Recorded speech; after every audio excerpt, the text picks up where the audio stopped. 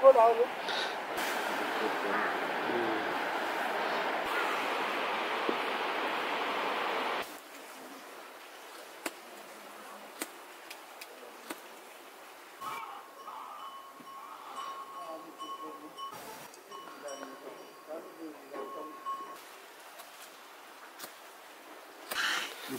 सबै मिलाउनु पर्यो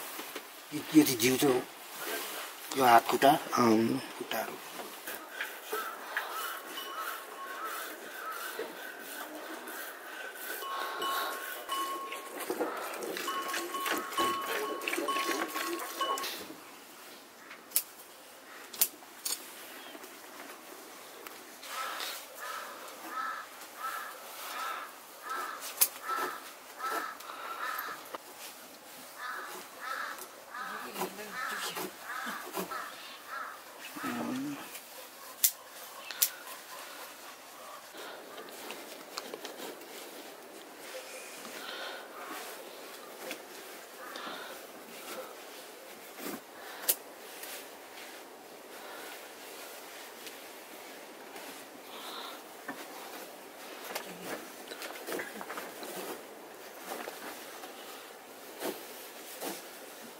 ड्राइगन चाहिँ सिद्धिएको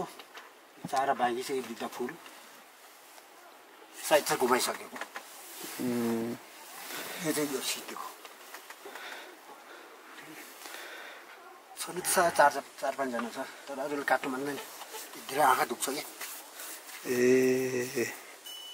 खाक्रा पनि यो धुलो निस्किने रहेछ माक्स लगाए पनि त्यसमै लिँदैन त्यस्तै गाह्रो छ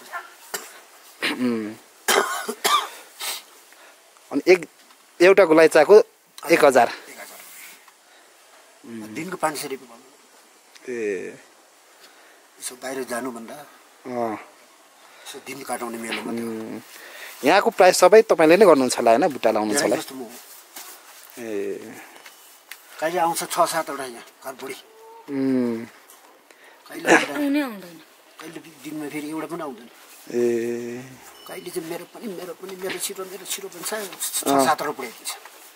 उनीहरूले चाहिँ यस्तै निकाल्ने हो म चाहिँ चिल्लाएर निकाल्ने हो फिनिसिङ चाहिँ